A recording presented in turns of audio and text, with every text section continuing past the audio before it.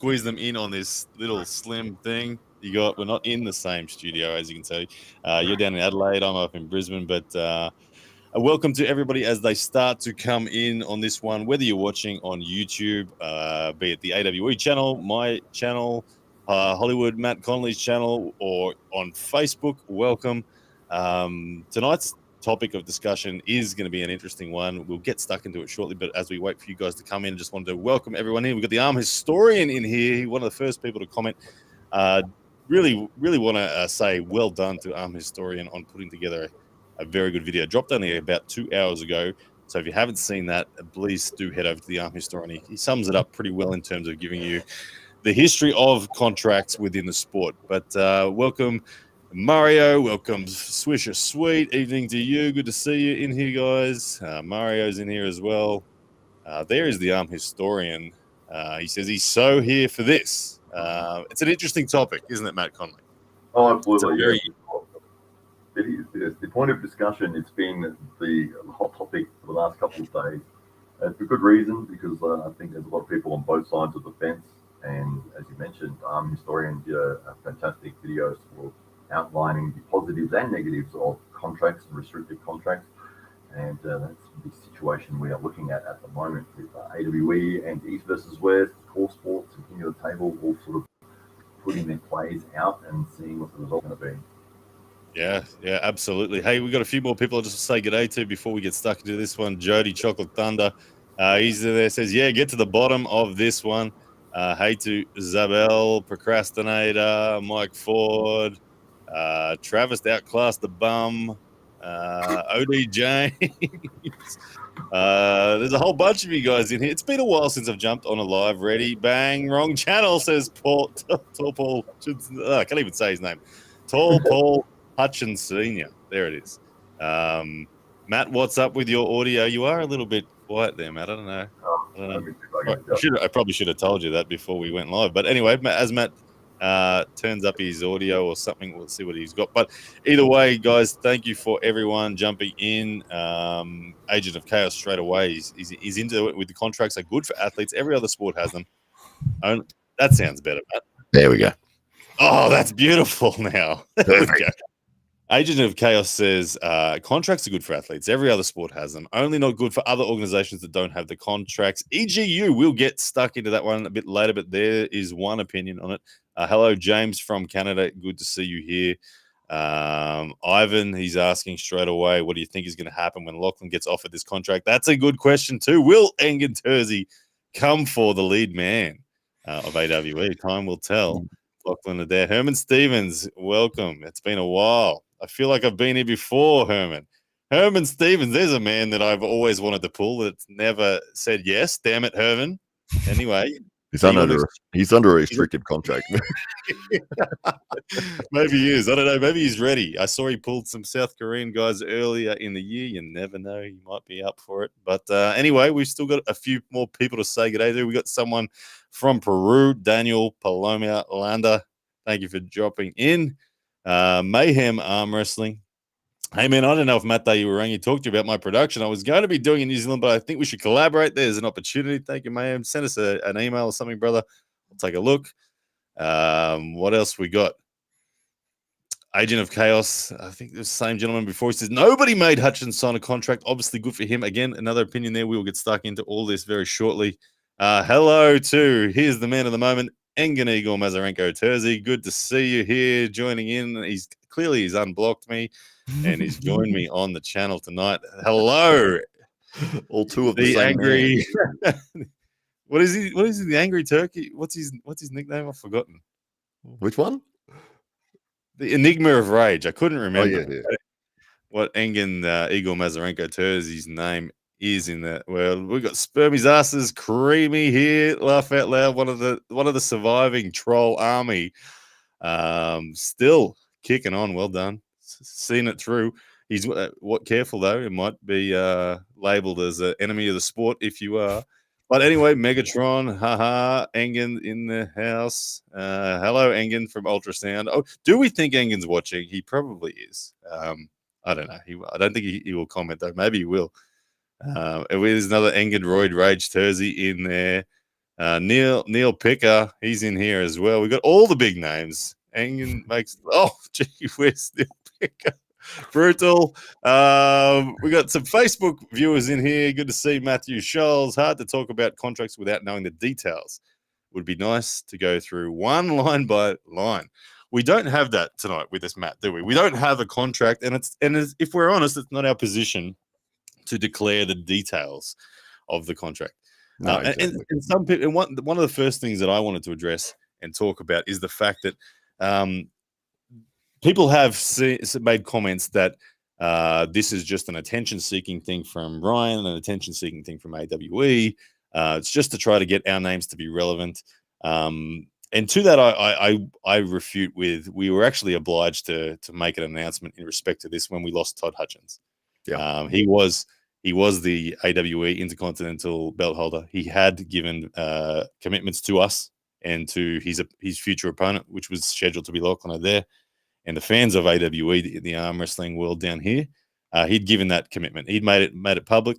He said it on the stage, said it to us all, that he was looking forward to coming back and defending that. And so we had an obligation to update everybody as to why he wasn't doing that. And we did respect and find it important that we didn't reveal who was the contract entity. But it's obviously become clear now who it is. It is East First West and King of the Table linked together. Not Core Sports. Core Sports is just the producer. It is East First West, King of the Table.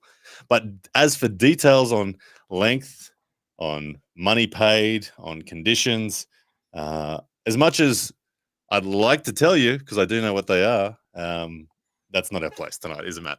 No, absolutely. Yeah. And we wish the best for Todd. Todd is awesome. He was fantastic with our organization coming over here for AWE2 and put on an incredible performance against Manawi Warangi Hedem Morris. And we were honored to have him come all the way to Australia.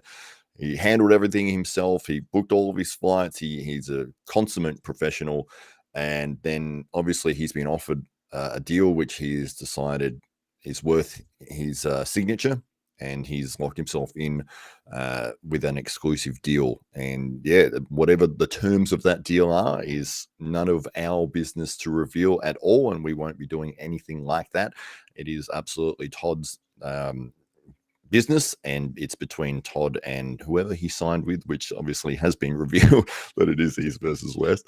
But yeah, if they decide to reveal the details of their contract, which they're under no obligation to do whatsoever, then that is on them. But we won't be doing any of that ourselves.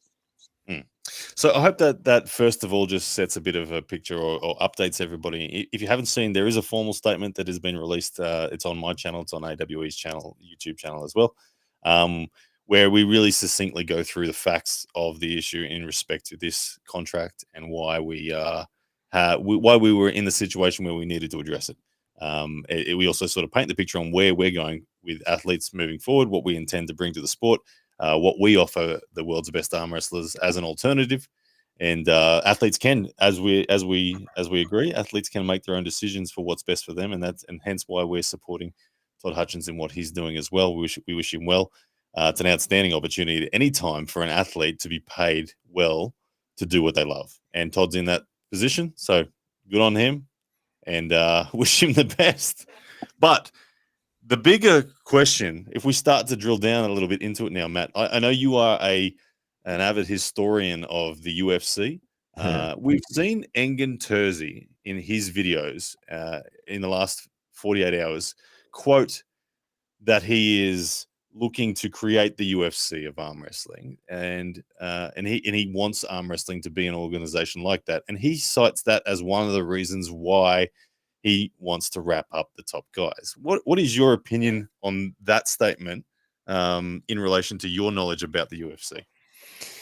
Yeah, well, that's one of those things is that if you're going to offer exclusive contracts, it needs to be for the good of the sport. It needs to be something where everybody is benefiting from that. And it felt at the time when the UFC was coming around that MMA was in a growth period and it was cage fighting, but there wasn't really a leading organization that was standing out above the others, that was able to put things in order, have a structured set of rule sets, that were working with athletic commissions, that they were working with the right people to bring a professional side to the sport.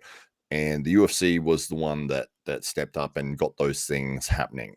When they first started, they were very much a no rules, no holds barred sort of organization. And I think within 13 events, they were banned in all 50 states by a lot of governors that didn't like what they were doing. They called it human cockfighting and all that sort of thing. They went out, they hired a guy who used to sit on the Nevada State Athletic Commission, Mark Ratner, and they got a list of unified rules drawn up.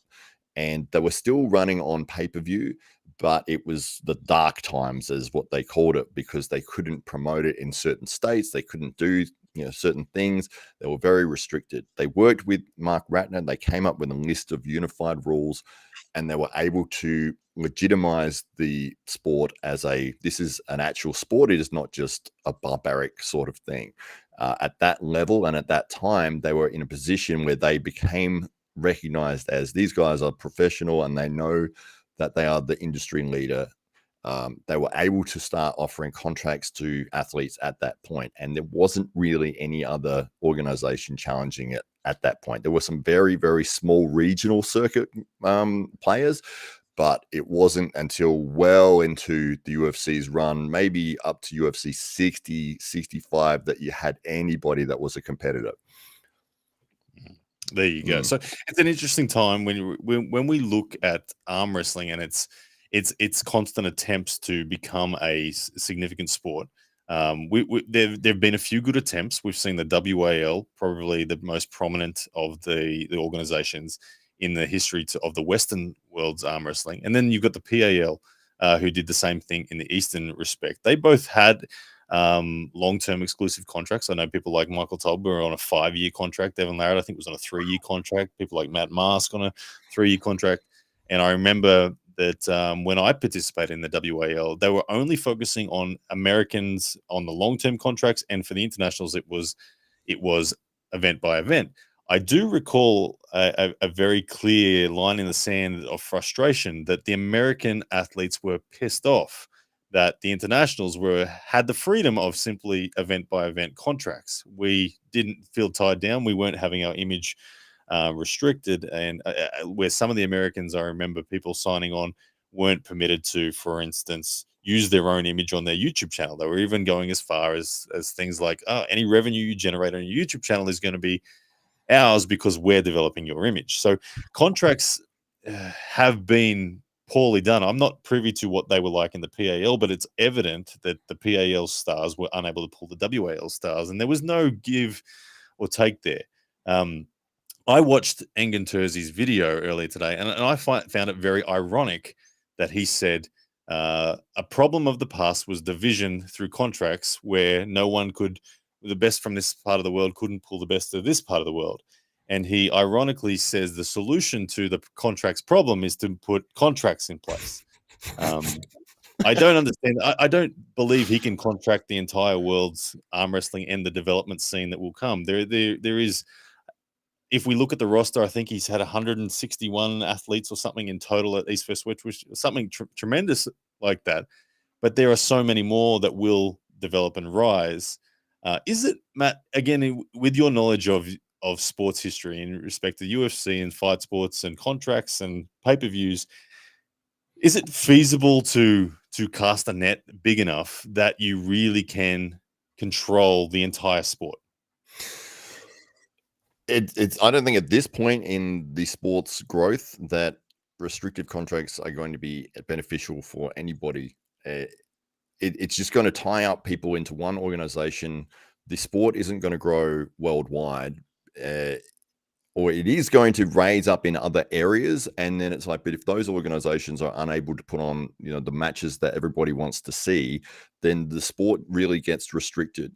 And it's one of those things that where you had Michael Todd and Levan Sagashvili not being able to pull each other, yet they're standing next to each other, shaking hands over a table. And it's like, everybody wants to see this, but it's like, oh, well, the contract situation has prevented the fans from seeing that match. And I still would have loved to have seen that, at that point in time.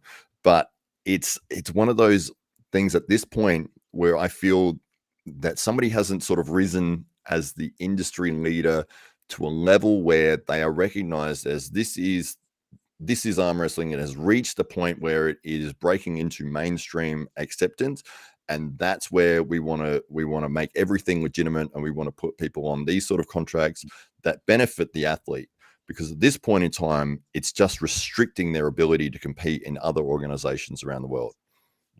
How would you define success in respect to breaking into that mainstream sporting audience? So, like, when is the trigger to say, okay, now's the time, or we've reached that point, or do we break out from the pay-per-view model and go now free with just sponsors providing the revenue? Like, where is that line in the sand? Yeah, I think it just comes differently for each sport and each organization. I don't feel that arm wrestling has hit that point yet. It is on the way, and it's been tremendous, the growth that we've seen over the last 4 or 5 years. It's rising everywhere in every region. I mean, you've got organizations that didn't exist. I mean, we were only 9 months old in terms of AWE. We've got the WAL has been and gone. There's all these sort of rising nations that are coming up and are all getting excited about arm wrestling. But then if you limit the ability for athletes to compete worldwide, it just sort of locks that growth into this point only, and it doesn't allow for it to continue onwards. So are we ready to trust East vs West and King of the Table to be the only bastions of growing the sport? I mean, we've seen. I mean, I've been labelled an enemy of the sport. I don't know if other organizations have yet been labeled that, but these contracts will restrict, as far as I'm aware, these contracts will restrict athletes from participating in any other organization outside of King of the Table and East vs West. They're talking on one hand, they talk about capturing everyone so that they can protect themselves from the splinter organizations signing 5 guys. Engen said repeatedly, what's to stop another organization signing 5 guys? So I'm going to sign them all. I don't know where he's up to with that in terms of his numbers. Obviously, the top guys, the cream of the crop guys that he's got would have been approached, and we can have our suspicions on that confirmed pretty easily. But Todd is the first one to confirm. But what damage can this do to the ability for the sport to grow? And if it disincentivizes the organizations that are spread around the globe, if they can no longer even use their local star who lives in Ohio down the road from them, if there's an organization in Ohio that wants to put on a tournament, they can't invite Todd now. Is East vs West ready to carry the entire sport? Yeah, I don't think they are. I don't think they're in that position. I don't think arm wrestling is in that position. It's definitely rising, and it is moving in the right direction, but this move may actually hold it back from the growth that it has generated over the last few years. Yeah, and look, let's give them credit. It has been a tremendous few years during what was the COVID period where travel was really limited. It was actually, COVID actually turned out to be a blessing because it broke down those long-term contracts. That was actually, for me, the reason why we've had a good 2 years. Yes, Engen Terzi, yes, King of the Table, Larry Wheels, all those guys have done a tremendous effort. But, had COVID not have happened, those restrictive contracts would have still been in place at King of the Table, at WAL, at PAL, and we would never have gotten out of this situation. The reason I believe the sport is at its best is not because of Engen as a singular man promoting the sport, but is because the shackles of contracts were broken off everyone. Yeah. Everybody became a free agent. Everybody became their own best representation, and they grew. They traveled. They fought each other. Fans developed. The internet became the place where arm wrestling was consumed. And now here we are. Engen is preaching that we need to put the shackles back on to ensure the growth. I strongly disagree with it, and I think it's ludicrous that we would run back to what was holding us back so quickly. Am I crazy in saying that? No, you're absolutely correct. And it's been tremendous to see that people, like, say Devin Larratt wants to come down and compete in Australia. great. We've got an organization right here. We can put an amazing match on. Who would you like to go against? All right, let's do it. You don't have to check in with this organization and get permission. And, you can't actually do that because you're contracted for 5 more years. You can't actually do any of that. You can only pull in this boat. Can't even take a photo with people. Like, I've seen it go that far. I've seen, like, we've got to mention the WAF as well, the World Arm Wrestling Federation. They're incredibly strict on their political dividing lines. I've seen them make statements as far as get a photo with Dennis Saplenkov and you're banned from WAF. Like, I've seen them say that because that was when Dennis was associated with the PAL. Like, this is how crazy it gets at times. And those sorts of things are horrible, horrible tools that hold people back. They're claims of power, and they ultimately power corrupts. And I think that it's a very big mistake for any athlete to think that this is the answer. And I say this because I've seen organizations fail to live up to their promises, and that by no real fault of their own. But look, business is hard. Business is business. We all try our best, but business fails sometimes. A sponsor pulls out, a venue changes. WAL 2017 happens, and the whole event gets pulled at the last moment. Prize money disappears, and all of a sudden you've still got contracted athletes, but there's no follow through in what the promises were made. They're still restricted, and they're then left with nothing. And that is a risk that they take when you go all in on one organization. And if they bring the lawyers out and say, "Hey, no, you're signed. You must wait for us to come back with our next event," that happened with the WAL. It did. It happened in 2017 with the WAL. There was hundreds of athletes that flew from all around the world to compete in their event, and it all fell over. A sponsor pulled out, and that was it. I think it's an incredibly big risk to sign to one organization. What's the alternative, Matt? What is the alternative to this situation? Yeah, well, the way we've been going about things, and we're coming from, first and foremost, arm wrestling fans, and we just want to see the best possible matches being put together. And the fans, ultimately, that's what they want to see as well. And I guess they don't really care which organization it's on, as long as you get to see the match that you want to see. It's like, okay, these guys are putting on fantastic production and they're going to do a tremendous job of this, but the matches that I want to see is these two guys going against each other. And if you can't have that match because somebody's contracted, and it really does, there's so many moments that have happened through boxing, through MMA, through so many different sports where the two pinnacle athletes were involved in different organizations.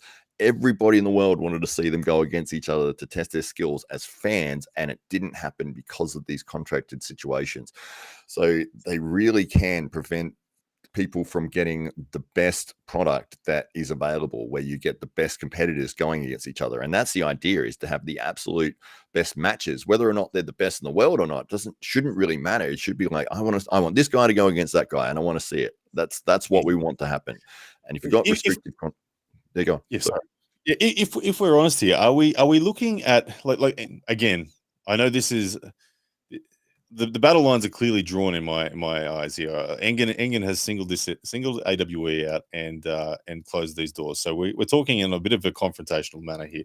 But Engen will say that he is for the sport. He is all about just growing the sport, and every decision he is making is just for the love of the sport. He's not looking for profits. He's in reinvesting everything. And look, I believe that he's reinvesting everything, but I do also believe that he's financially independent and that he doesn't need to draw an income from it. So he can very conveniently say he's not drawing an income from it because he doesn't need it. The truth of the matter is he's making a capitalistic attempt to secure his product. Like, that's just what it is. It's not for the sport. I think if he genuinely thinks this is for the sport, he's making a big mistake. I think the truth of it is he's just, let's call a spade a spade. He's making a claim, a grab at the cream in order to deny the opportunities of other organizations from growing. That's the truth of it, isn't it? Would he admit that? I don't know. Does that what it look like from the outside perspective? Because I might be a little bit biased because there's a clear personal confrontation between Engen Terzi and I. But what does it look like to someone who's not in a fight with Engen Terzi? Yeah, well, that's for the punters to sort of make their play, but it's not just AWE that would be affected by that, by restrictive contracts. It is literally every single arm wrestling organization that is around the world that would love to have seen somebody like Todd Hutchings compete on their organization, and maybe they had the ability to reach out and say, "Hey Todd, we've got this amazing match. If you'd love to come over to the UK or to Australia or to India or somewhere," and then say, "Hey, we'd love to put this match on." And at this point in time, Todd has to say, "I can't actually do anything but East versus West."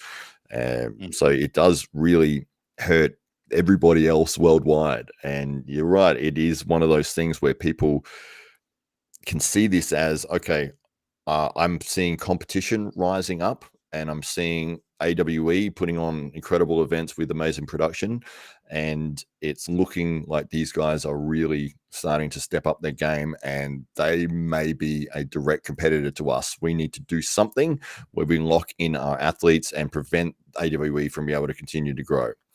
And look, if Engin Terzi came out and said that, I'd actually respect it. I'd be like, yeah, that is the truth, and fair enough. We live in a capitalistic world, and it is important to be able to grow. And look, when Engen labels people an enemy of the sport, and by the way, thank you, Mark Seguera, for $36.99 AED contracts are cancer. He says, thank you very much for your support, man. I really do appreciate it. But when Engen labels people an enemy of the sport. As our historian has said here, he says, I don't like how having a critical opinion on a singular decision suddenly brands you as an Engen hater, East versus West hater, enemy of the sport, whatever you want to call it. It's a very, again, I would like it if we just address the fact that it is a capitalist situation, that Engen, yes, has best of intentions. If he is to expand, I trust him that he has great intentions for the sport. I do. But he is making a mafiosa grab, an attempt to convince everybody that he is the all wise, all trusting, all powerful, only man to be trusted in this situation. Follow my lead guy, and he labels anyone who speaks against that, or not even speaks against it, anyone who questions it gently, as the historian has done. He labels them an enemy of the sport. I'm enemy number one. I need the T-shirt. Somebody please send it to me. Enemy of the sport. I'll wear it. The biggest villain in arm wrestling history.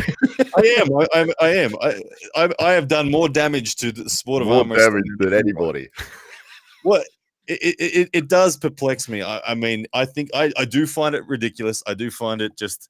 I think he's flat out lying and unwilling to say that he is in a business. He's trying to grow his business, and he's trying to block his competitors. That's the truth of it. And if that's the case, okay, we then say, fair enough. We've got organizations in a rival. And look, athletes will always choose what is best for them, and we encourage them to choose what is best for them. What we want them to know is that there are options out there that are just as rewarding, that have that upside in a different path than is what is being offered. And you, even if you don't choose the AWE brand, for instance, even if you don't choose the Arm Wars brand, or you don't choose the Knuckles Up brand, or whatever other leagues are out there, and you do end up choosing the East versus West option, be aware of what you're signing up for, and be aware that those other options are there and they are healthy for the growth of the sport. Yeah, absolutely. Yeah, that's one of those things is, if you get involved in the sport of arm wrestling and you're loving it, and, the culture is amazing, the people involved in arm wrestling are amazing, and then you may have a real talent for the sport and you get to a position where you're signing a contract with somebody like East versus West, and you think, oh, this is great, everything's going well, and then all of a sudden you're getting in trouble for speaking to the wrong people, or having the wrong opinion, or taking a photo with the wrong sort of person, or it's like, oh, this, I don't like this side of it. What happened to the fun arm wrestling bit? The cosmic punch theory that is made Devin Larratt who he is, where he travels the world and just does as he will and grips anyone he wants. Devin is an exception. He's the LeBron of arm wrestling, where he can probably get anything he wants in a contract. If he wants to be able to do what he wants, I'm sure he can. But it's not the same for everybody else. But Engen's vertical line, thank you for the super chat. He makes the point here: free market, gonna free market. Basketball has the NBA, baseball the Major League football, the NFL. Arm wrestling has East versus West. East versus West capitalized on the opportunity. Matt, how do you see that? Have they? We kind of touched on it earlier. Have they capitalized on the opportunity? Have they taken it? Have they overextended? Is it sustainable? What risks do they face by making this play at this time? Yeah, I think as we said before, the arm wrestling is not in that position where these things are going to be helping the sport. It's really just going to sort of lock in where people are at this point, and it prevents that worldwide growth and athletes being able to compete wherever they like, and negotiating their own contracts, or hey, I want to compete in the UK, hey, I want to go to India, hey, I want to go here, and everybody in those markets getting the opportunity to see somebody like, say, Devon or yourself, or if you want to go and compete with arm gods or something like that. And it's like, those things should be your ability to be able to go and do that. And those fans there get to see, maybe it's like, oh, I've been a fan of Ryan's forever, and he's actually coming to the UK, and we'd be able to see him in person and see him compete or something like that. And those things get taken away from you when you have those restricted contracts. If East versus West, or if there was a player in the sport that was at a level where they were at a major, almost breaking to that mainstream audience, I think at that point, if they were the industry leader and they were doing the right things and making the right moves, then it would make more sense. But at this point in time, it really does feel like I'm seeing competition, and for my business decision, I need to lock these guys into my company and prevent the growth of my competition. Well, Engen expressed that he had a genuine fear, I think, to put it one way, a genuine fear that organizations like AWE were going to suddenly sign 5 athletes. He said it maybe 10 times during his 22-minute video, that what's going to stop them from signing 5 athletes. Is he genuinely worried that people are going to steal, or that organizations like AWE are going to steal his athletes? Like, I don't think the athletes are that naive that they would run away and sign a long-term deal. Look, there are no steps in place for AWE to steal any athlete. Let's be very clear on that. We operate off a contract basis for the event that you're on.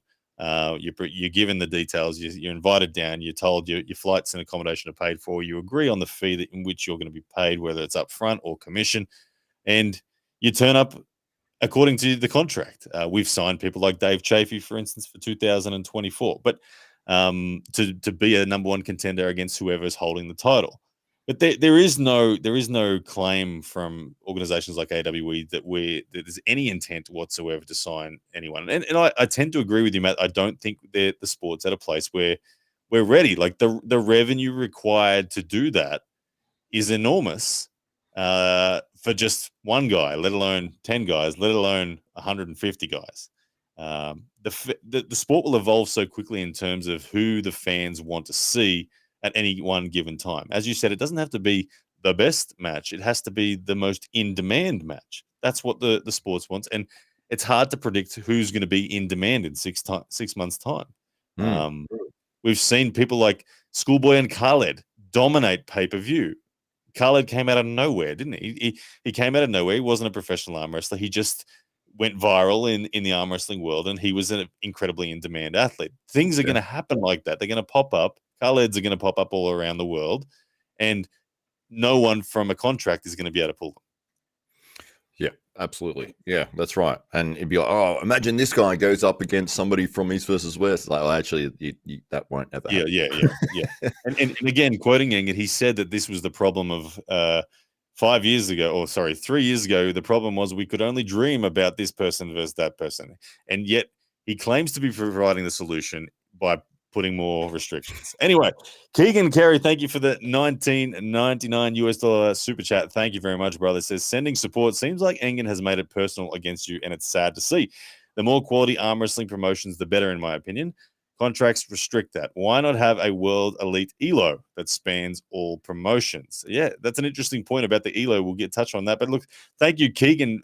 Really appreciate that. And look, it's pretty clear that it is personal to me as well. There have been a number of instances where there has been a very much a singled out reaction from Engen. Whether it all stems back to the moment when I insisted on being able to live stream, commentate during an East vs West. From that moment forward, that division in opinion caused a rift that just seems irreparable on Engen's behalf. I've had, honestly, nothing but respect for Engen Terzi, always willing to talk to him, always willing to mend the bridges, but every door is closed in that respect. And it doesn't seem like it's going to open anytime soon. And given where we're at now, it's highly likely it's not going to open anymore. That's fine. But look, I really do appreciate that support, Keegan. Means a lot to me. In respect to the ELO, Matt, are you familiar with the chess rankings, the ELO rankings? In fact, the Australian Arm Wrestling Federation has a version of the ELO rankings that's been in place for almost 8 years. It's had its ups and downs. I would call it successful in some respects. I'd call it also a waste of time in other respects. Difficult to achieve a true world rankings. I actually have an opinion on it in the sense that I've declared, for instance, personally, that I want to be a world champion someday. And one of the most common criticisms or trolls on it is, how are you going to become a world champion, Ryan, when you're excluded from East vs West and King of the Table? Legitimate question. My answer to that is, if someone independent, someone not me, conducts a poll and says who's the number one ranked arm wrestler in the world at 110 kilos, if the vote is Ryan Bowen on that, I consider myself a world champion. If I win the polls genuinely amongst the fans, I consider myself a world champion. No one's ever going to get 100%, but look, there are clear opinions out there of the sports fans, and there are many ways to convince the sports fans that is the case. Look, if I can't get a match against somebody that is a world champion under East vs West, if I just literally flew to the Ukraine or wherever they were from and turned up at their club and said, "Look, here's $5,000 on the table if you can pin me," and they did it and they lost, does that count? You know what? It doesn't count officially, but in the damn eyes of the people watching the sport, it means something, and they're going to vote on that poll. And then all of a sudden, when I'm voted the world champion and I'm not in East vs West or King of the Table, whatever, the fans of East vs West then are going to say, who's this dude that's outside of the organization that is better than your world champ? Why isn't he pulling? And again, this just highlights the problems with the restrictive contracts, because, look, it might not be me. I'm going to try, but it might not be me, but it may be someone else. What if a badass develops all the way to that level outside of these contracts? What then? What happens then, Matt? Yeah. No, there's a few points there. Absolutely. We'll start with the ELO rankings. I don't like the ELO rankings at all. I understand the concept of it, and I know that you need a lot of data over a fairly significant amount of time for it to really start to make sense. I was 0-8, like I had 0 wins and 8 losses, and I was ranked higher than Taryn Broad. Yeah.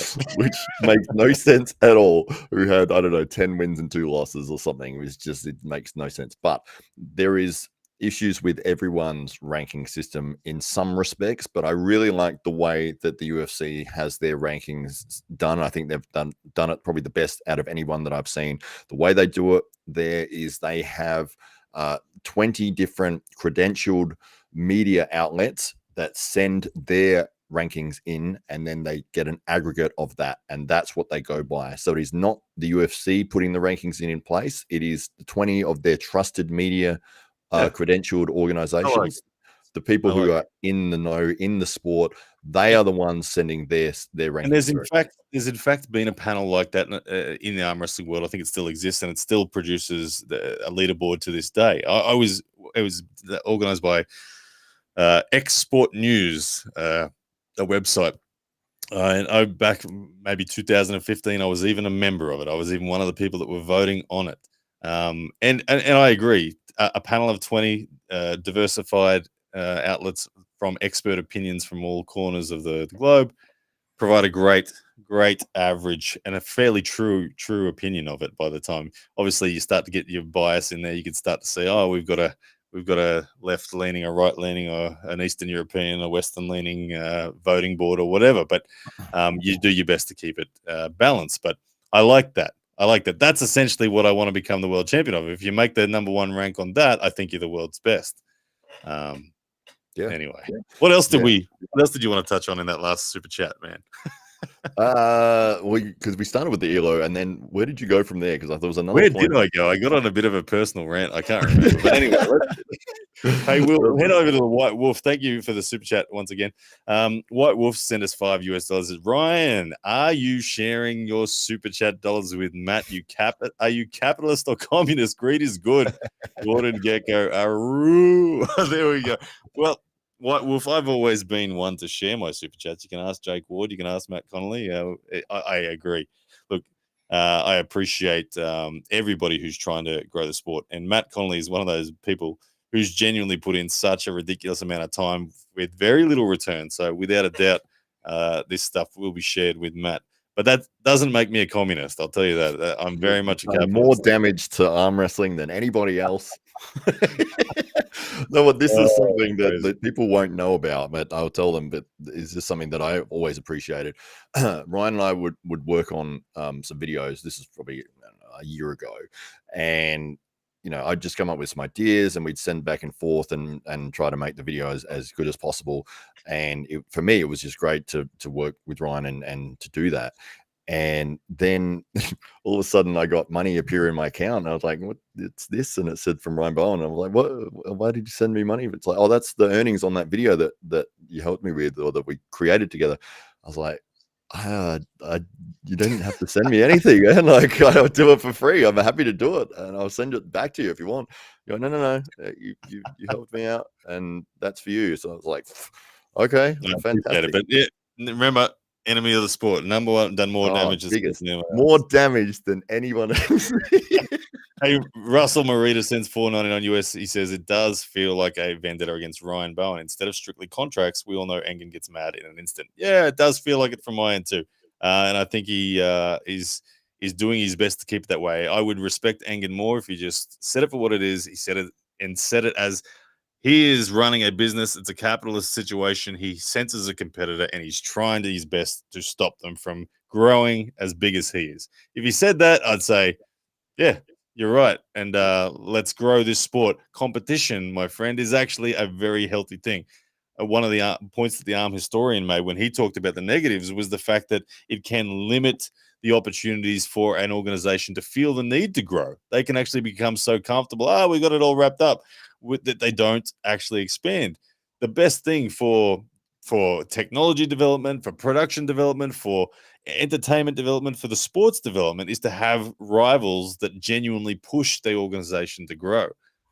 So I think that in itself would be, like I said, I would respect Engen more if he just said he was up against us like that and wants to keep us at bay. Yeah. All right, let's have a look through. Oops, sorry. What were you going to say, man? Oh, no, I agree. Yeah. I was just saying, yes, I agree. Oh, good. Darko sent us a super chat as well. He says, we sent us a super sticker, 50 SEKs, pair character lifting some weights saying, keep it up. I like that the sticker doesn't come through, but we got a description of it. It's a pair lifting some weights saying, keep it up. Thank you, Darko, for that. It'd be funny if he actually typed that and just totally tricked me. But anyway. It's good. I get ones. My wife will put one in, and it says like female dancing character doing a twirl. Like, what? Hey, Juju Mugu has sent us a super chat, $9.99 US. Thank you, Juju Mugu. Says, good on you, Ryan. Fight the good fight. Speak your mind. I like East vs West, but not Engen's narcissistic pretend humility. Pretend arm wrestling martyrdom, thin-skinned, and control freak nature and retribution. Thank you, Juju Mugu. Yeah, look, Engen's personality is a very extreme one. He is a legend of arm wrestling. He deserves the utmost respect in terms of the time, effort, and energy he's put in. But he is somebody who is incredibly fragile. He does create polls that are incredibly suggestive, like, do you appreciate me? Those sorts of things. He needs a lot of stroking to continue. He's threatened to stop East vs West a bunch of times. He is thin-skinned. Let's be honest, he is thin-skinned. But thank you, Juju Mugu, for that super chat. I appreciate it, man. Is that the Juju that did videos with Devin, or is this a combination of I think it's a spin-off. Yeah. I think it's a spin-off. Juju is back again with another $4.99 US super chat. Says, Engen definitely stalking this live stream, taking notes, and about to block you all on YouTube. Yeah, look, you probably. I think the odds of Engen actually, I want to ask a poll. Can I do that? Just that a little break from the serious talk. Let me just find my own live stream on YouTube so I can ask you this poll. Would you want to do that? And I'll tell them about some of the AWE 3 details, if you like. Yep, sounds good. All right. So we're looking at October the 23rd. It will be AWE 3. It will be here in Adelaide. We are also running on October the 22nd, the Saturday, here in Adelaide. The day before, there will be a tournament where the winners, the grand finalists, will take place on the actual AWE 3 card as the first match. So if anybody is interested and wanting to get a spot on the AWE, and this is your opportunity to stand out, and it is an open weight tournament. It is right arm only. If you make it all the way to the grand final, it will end for that night, and then your grand final will take place on the actual AWE 3 card, and it'll be a first to 4 super match. That is outstanding. I love that. A direct and very instant ability to qualify and get yourself on an AWE pay-per-view. That I'm very excited about. Hey, we've asked the question, is Engen stalking this live stream right now? 83% of people believe he is, yes. The damage control is going to be already on, I'm sure. I've probably got an email somewhere in the background if I check my emails from Engen saying he's upset and blocking us all. But anyway, Engen, if you are watching, welcome. Look, believe it or not, Engen, I actually respect you, and I actually am more than willing to mend these bridges if you would just block me and talk to me. Send me a WhatsApp message. We can have a video chat all you want. I'll listen. I'll talk. We can mend this bridge, and we can grow the sport together. Mutual respect. There's the offer, Engen. If you're out there listening, come and have a chat. But thank you, Juju Mugu, for that super chat. All AWE right. 4 main event, Ryan Bowen versus Engen Terzi. The official. Where's the neutral ground? Where do you think we could find neutral ground? He would never pull an AWE. Never. But, oh my goodness, it would go nuts. It'd be massive. Everybody in the arm wrestling world would want to see that. Oh, it would go well. It would go really damn well. Anyway, Darko super chat 20 SEK. Engen emoji pulling an Igor on AWE. I wish there was an Engen emoji. I just had to realize that the emoji was typed and the rest was what he wrote. Engen emoji pulling an Igor on the AWE. Yeah. So look, for those who don't know, Igor was the owner of the PAL, which was part of half the story of the restrictive contracts. The WAL was the other half of the story. Juju Mugu has confirmed he's a troll, not Juji Mufu. There's your answer. Disappointed. Very good. So, guys, I've scrolled through a bunch of your comments. Look, I wanted to just, we've been on for 48 minutes. I wanted to just thank everybody for sharing your opinions. I do apologize that I haven't been able to read all of them. I could see that there's a lot of well thought out comments in the chat. And look, the chat comments will stay there. I'll go back and have a look at them. Also, guys, we have put out the formal statement as well, which talks about everything we've said tonight in a much more succinct manner. Matt, look, at the end of the day, this whole contract saga, it's been labeled by some people as just a grab for attention. It's very much not. I want to reiterate that it's very much not. AWE is very much committed to providing a professional alternative to any athlete out there worldwide, of the highest standard productions, of the highest standard athlete negotiations, the treatment, the full experience of being an AWE. It's intended for that to be as good as, if not better than anyone else. And those that have been here so far, I think, would attest to that. We got another super chat in, Gaz Keegan. I'll get to that in a second, brother. Thank you very much. But at the end of the day, Matt, we all actually do want the sport to grow.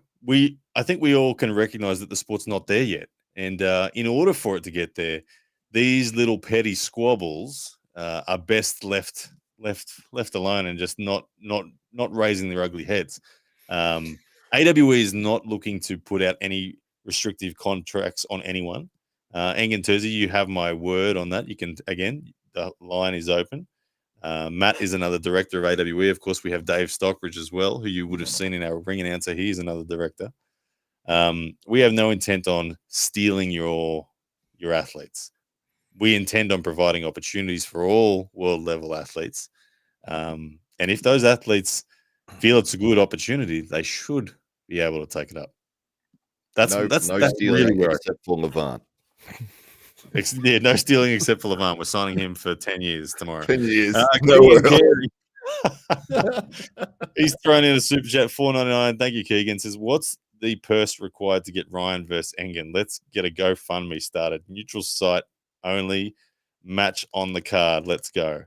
Like, honestly, on a neutral ground, look, broadcast live on AWE YouTube and on East vs West YouTube. No pay-per-view. Just broadcast live and free. Damn it. Engen, for the sport. Live and free, but it's live on both AWE and East vs West.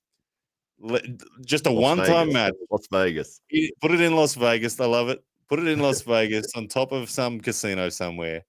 I'll fight you for whatever you want to fight over. We can argue as much as we want, and I'll take your wrist whilst we argue. What? Like, honestly though, like, I'd do it. I don't think he can put his personal pride aside and do it. What if That's he the lost as truth. well? Does that mean that you would own his first West? Is that part of the deal?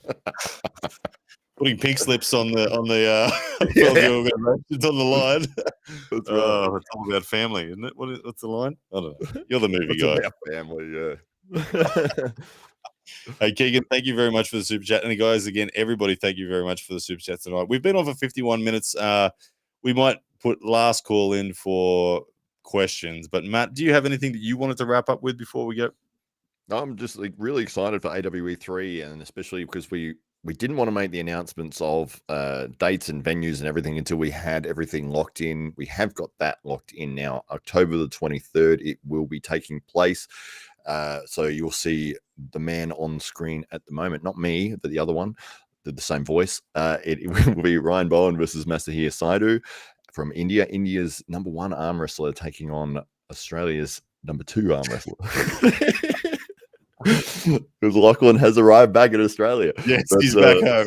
He is, that's right. Josh Barker will be taking on Raul Paniker in a Mr. Olympia abs competition, as well as the arm wrestling competition.